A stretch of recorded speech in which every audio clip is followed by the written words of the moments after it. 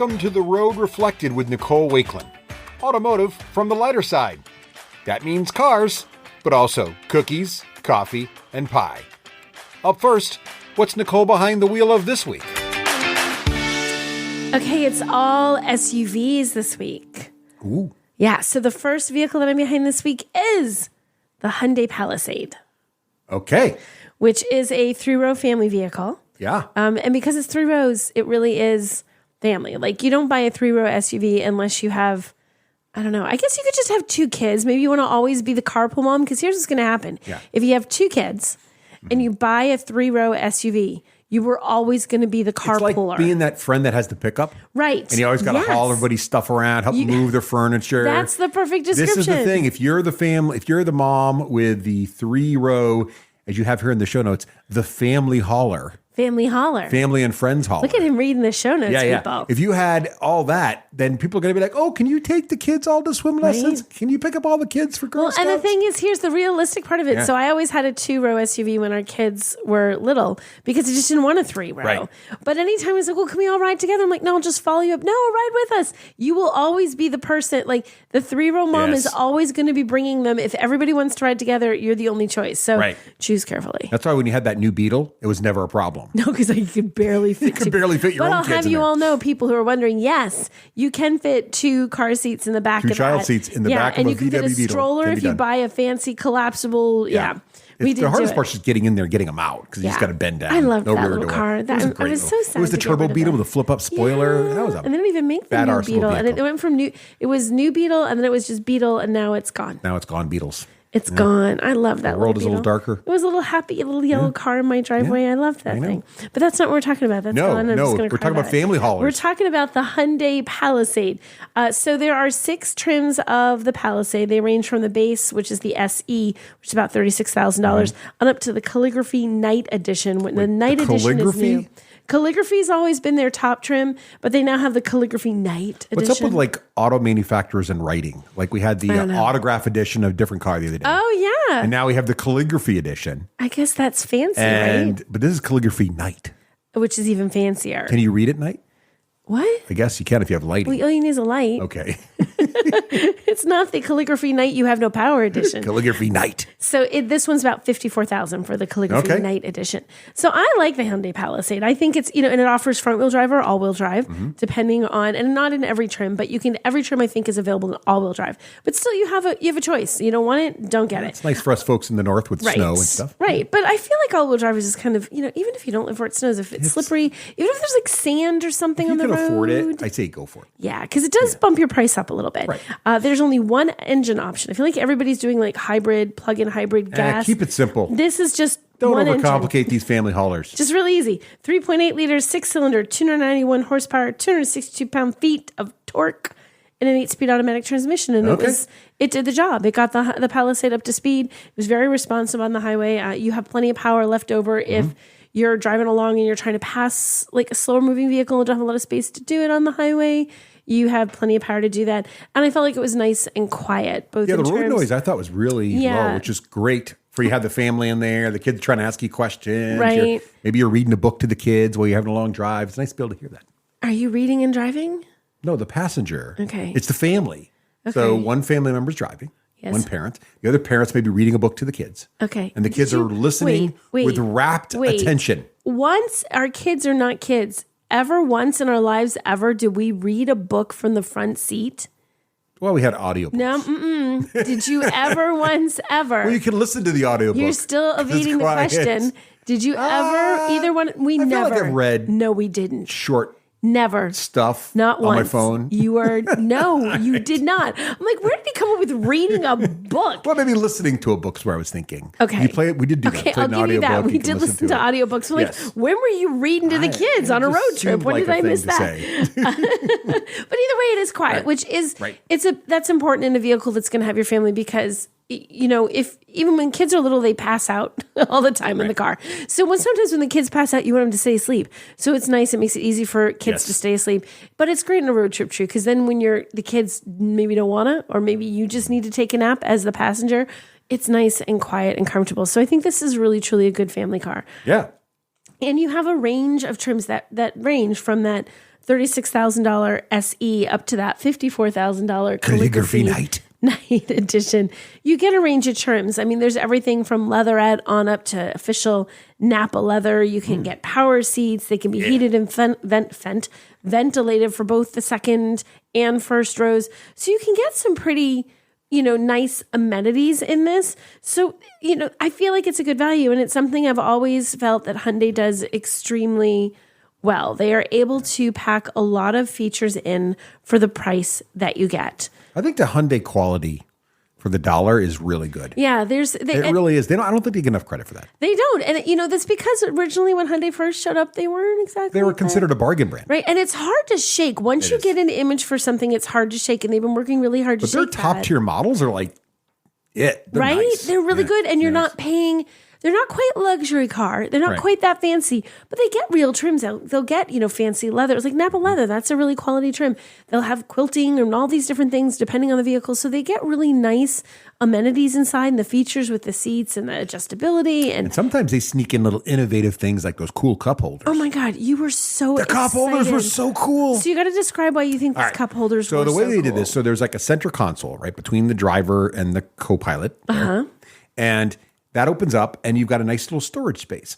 And what they did was, most cars, they have dedicated cup holders in that storage space. And then whatever's left is storage, either behind the cup holders or maybe a little bit to the side of the cup holders. But what Hyundai did with this vehicle, which is pretty interesting, was the cup holders are obviously against one side of the storage space. But they're only half, maybe even a quarter of the cup holder. So the storage space is kind of curved on the edge, but there's no other side. So your soda is going to fall over. But the nice thing is there's plenty of room to put something big in that storage space. But if you want your soda, you push this little button on top of the cup holder, and another half spins out from the wall and then creates the second curved side of the cup holder. It's like spins right out. And I believe if I remember right too, I think you can push the button, but if you put enough pressure on it, it just pops out. Putting your drink in, I was playing with the button because it was cool. It's like, and it's still got a little gap in it, so you can put something with a handle, like a coffee cup or something. If you had a coffee mug. Really cool because it was just fun. Is it necessary? No. Probably not. Are you probably going to keep them out all the time because you use your cup holders? Probably. But at least you can move them out of the way for when you need a little more storage. If you do have something big that you want to store there, you can be like, well, I'm not having anything to drink. It's just fun to play with, though. And the kids are going to play with it. Well, no, they're not, because the kids sit in the back. Well, unless your kid is you. They're still going to play with it. Unless you have an adult If you've got a kid driving in the passenger seat, they're going to play with the button. Yes. Yeah. They probably would. They would. Or your husband would. Or I would play with it. It was cool. I thought it was the most innovative cup holder I've seen in a long time. You thought innovative cup holder. That's where innovation should be, in the cup holders. Cup holders should be plentiful and innovative. I think everyone would agree with that. Right. I mean, it's funny because cup holders are like such a big thing, and people mocked like, oh, you mentioned there's this many cup holders, but literally when you go to media things, they'll have SUVs like, we have 18 cup holders, 2 for this row, 2 for that row, 1 in the door pocket, 1 here. No one really gives cup holders the credit for being seriously, it's a deal breaker for me. If there's not cup holders in the back seat, that's a deal breaker for a family vehicle. We had a different vehicle that we'll talk about later that did not have cup holders. We'll talk about it next week. Yeah. That did not have cup holders, and my daughter was deal breaker. Horrified. Deal breaker. She literally from the backseat. I will not buy that car. I'm sorry. It could be the most amazing car on the planet. It needs cup holders. Yes, I feel like cup holders. Because if anybody of an age remembers before any cars really had cup holders, you had to come up. You either we're doing a horrible thing and driving with it like between your knees. And there's always one automotive aisle where there's just these little these wonkety cup holders. You could shove them. Remember the thing that you would shove like in the between door your seats? The one that went between the glass and your door. You jam it in the window. But then if you put too heavy of a drink, you put your drink in and it would spill. Or when you roll the window down or up, it pops out. You'd have to take the drink out to like pay toll. Oh my gosh. Those are the worst. I don't think today's youth understand how amazing Only it is Gen X to knows have the suffering we had with lack of cup holders. With a lack of cup holders. I feel like that's the deal breaker. Forget because we're the generation that drive-thrus are sort of invented in our lifetime. Like, kind of. They became a big deal. Yeah, they were a big deal. And because remember, when we were kids, McDonald's had parking lots and Burger King had parking lots. And huge interiors were interiors and places for people to sit down. And don't care about that anymore. It's all drive-thrus. It's true. But back then, we had no cup holders, but drive-thrus. So, the dilemma. It was terrible. It's tragic. I remember having cup holders. That was one drawback to the Beetle. The cup holders were way underneath. The Beetle's cup holders were awful. And you couldn't fit anything other than a can of soda in there. Was it so really, people? It's all about the cup holders. Hey, everyone, if you like what you're hearing, then go ahead and hit that like button and subscribe either on YouTube or your favorite podcatcher. And don't forget to leave us positive reviews on iTunes. Okay, so vehicle number 2 is another SUV. Aha, family hauler. Family hauler. Well, this one isn't quite as family-y a hauler because this is a 2-row. Well, it's 2 rows, not 3. Oh, it's a small family hauler. Yes, this is the family hauler size that I would go for because I felt like I didn't need 3 rows with just 2 kids. It also has a cooler name. You like the name? The 2024 Lincoln Nautilus? They're just Nautilus because now you're in Jules Verne territory. You got Captain Nemo, like the whole thing. Yeah, but there are no, what is it? Was it a giant squid? There was a giant squid. Yeah, there were no giant squid that I was aware of attacking us while we were driving it. So I guess because it's a high quality Nautilus and you can avoid the giant squids. It goes so fast, we avoid the giant squids. Exactly. So it is truly all new, like completely redone.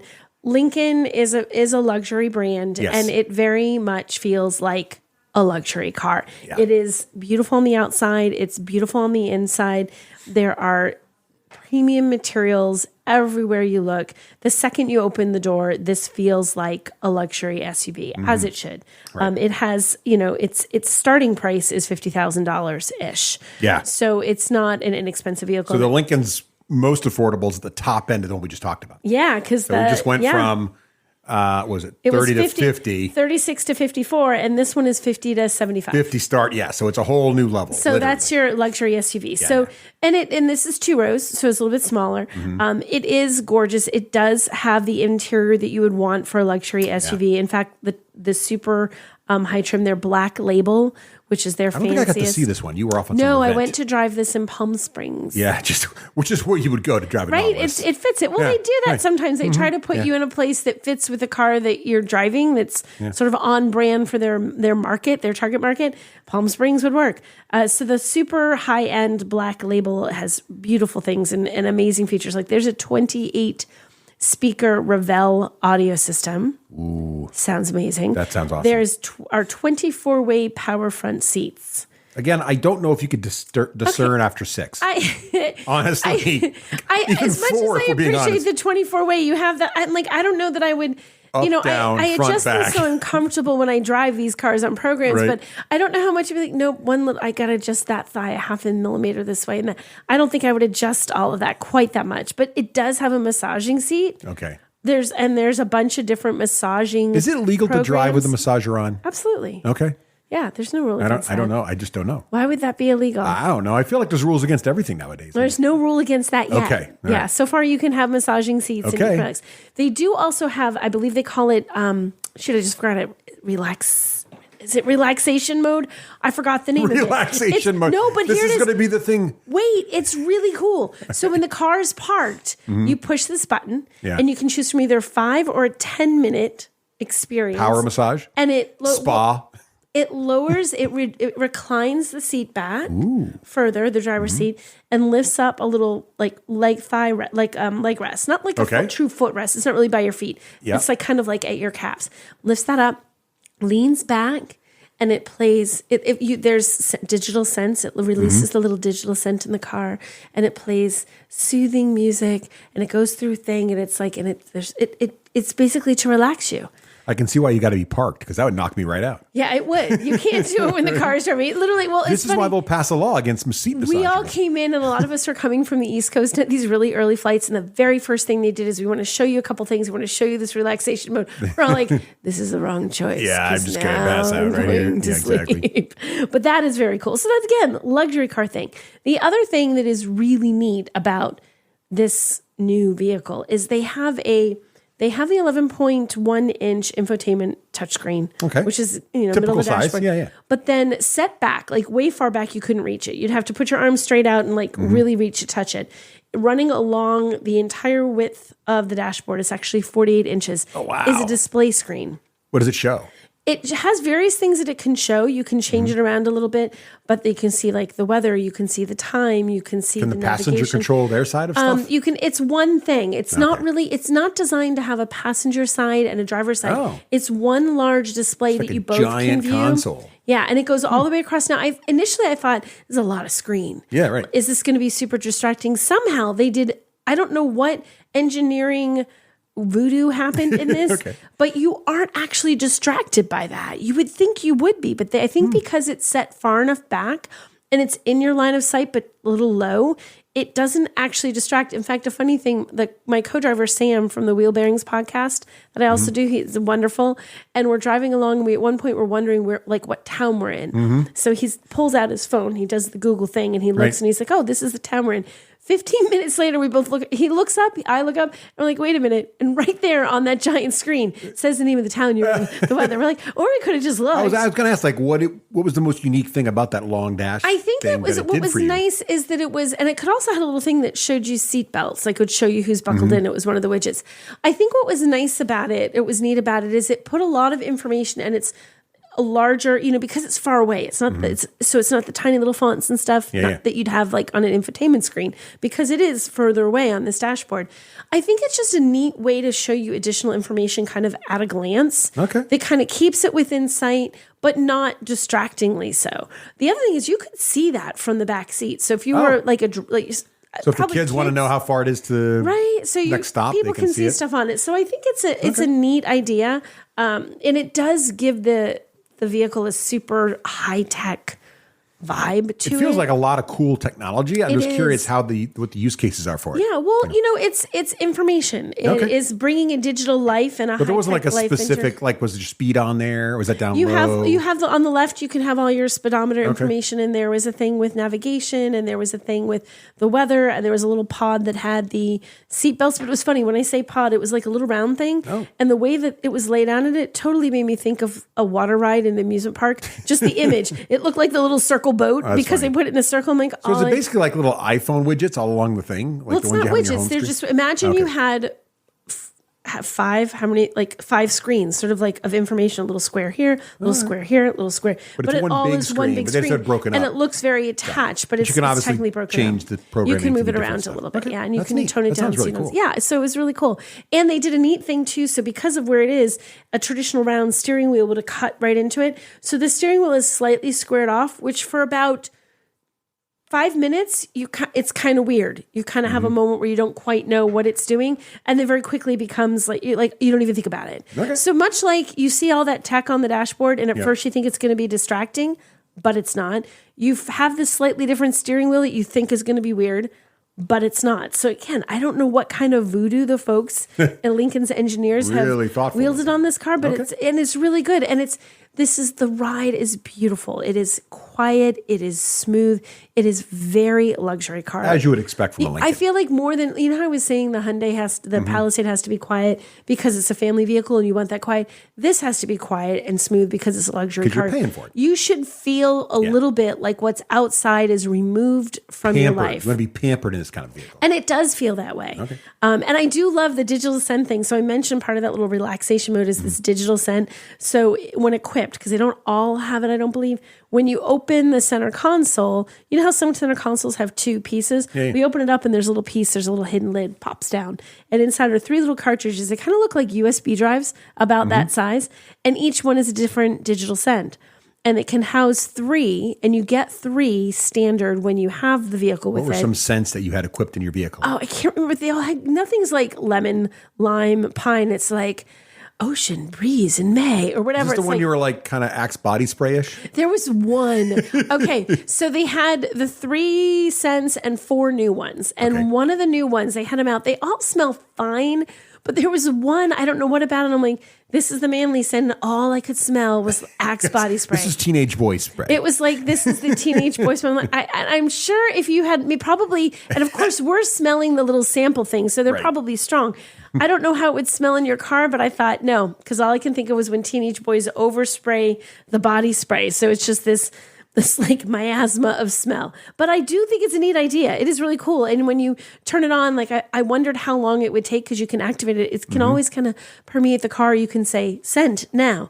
And it's within seconds, you actually can smell it, making the car smell good. You don't have to have one of those little ugly pine trees hanging from your rearview mirror. Why would you have an ugly pine tree in your fancy? You wouldn't. That's why you have it built in. So you can just say, Lincoln, dispense pine. Right. Well, you don't really say that. You just push the touchscreen thing in and poof, your Lincoln will smell amazing. Hey, wait, did we just drive by a bakery? Okay, in my adventuring over the last couple of weeks, I spent some time in a region that I really love. I was in Nashville, not Nashville proper, but Nashville area. Nashville, Tennessee. Right? Because if you're in Nashville proper, it is like Vegas country music. Mm-hmm. If you get out of downtown Nashville, it's a really beautiful region of the country. Right. Home of country music and bridal showers. Yeah, it's the number one. So not bachelorette parties. Bachelorette parties. Totally different things. Oh, yeah, good point. So it's bachelor parties. Apparently, Vegas is the number one spot. Bachelorette parties, Nashville. Right. And if you are wandering down the main drag there in Nashville in the evening, you will see 9 million girls in cowboy boots, short shorts, and sashes. Like you do. Because they're all celebrating somebody getting married. Right. Yes. I would not be doing that. I mean, I'm married. I'm already there. Not planning on doing it again. But that would not be on my. I'm glad that it left without me because I don't need that bus. I don't want to ride on that bus. That is not the bus for me. I want a different bus. What Nashville does have that I love is something called Nashville hot chicken. Oh yeah, that's where all the bachelorettes go is to get their hot chicken. I don't think they're there for the hot chicken. But they should be. Just saying. Because it is delicious. It is delicious. So it's a big thing in Nashville, kind of the way buffalo wings are a big thing in Buffalo. Think the same idea, except instead of wings, excuse me, you have chicken. And sometimes it's a chicken finger and sometimes it's more like a chicken breast. Sometimes it's on the bone. Sometimes it's a tender situation. Have I ever had it on the bone? I've only ever had it not on the bone.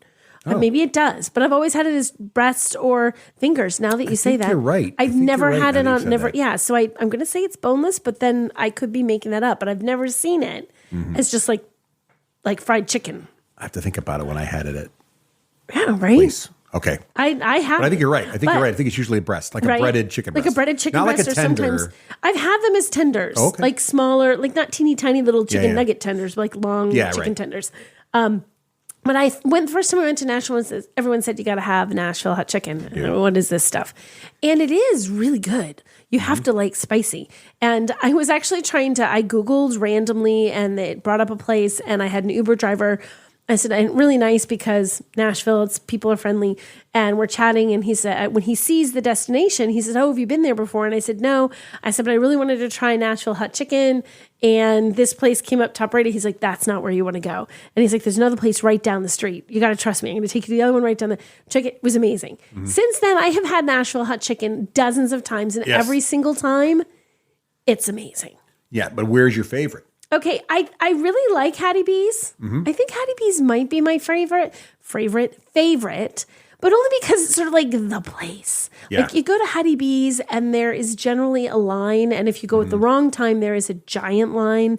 Everyone in line is normally pretty happy because you're about to get yourself some Nashville hot chicken.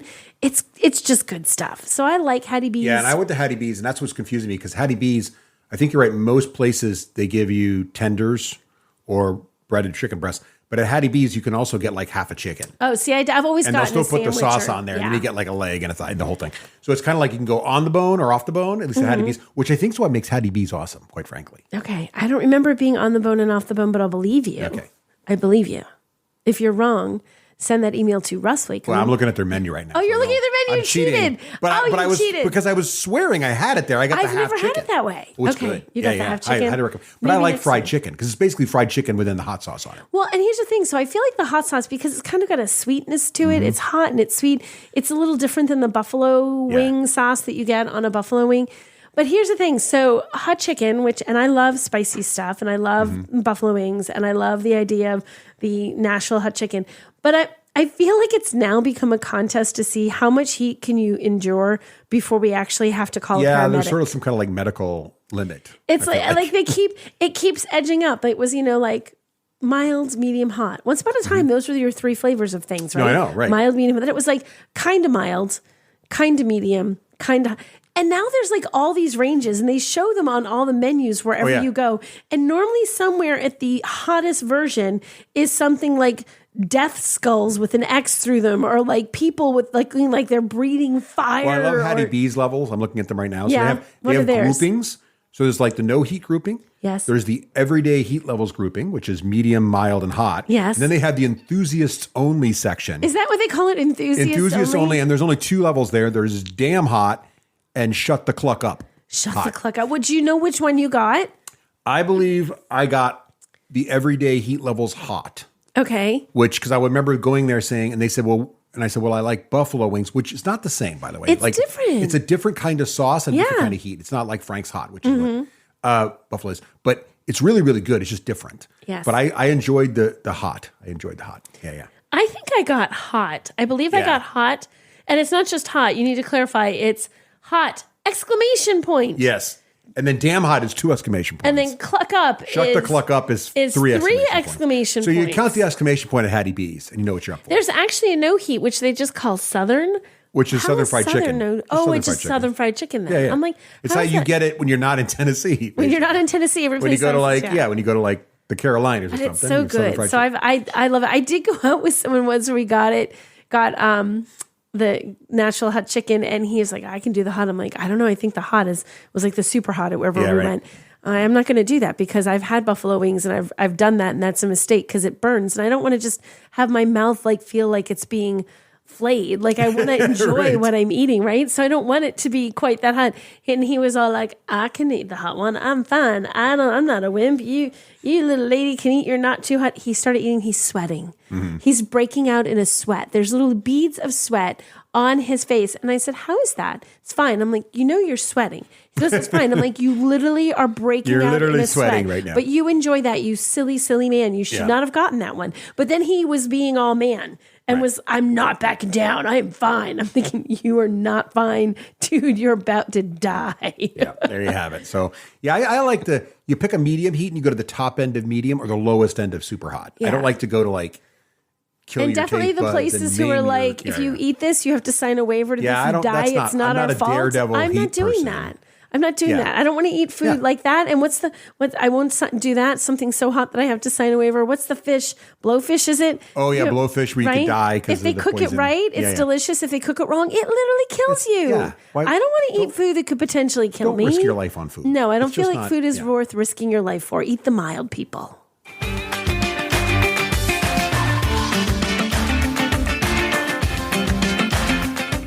Thanks for listening to The Road Reflected. To follow more of Nicole Wakeland's adventures, head on over to NicoleWakeland.com. There you'll find links to her social media from TikTok to Twitter, as well as her work across a wide range of media outlets. Until next time, keep it shiny side up.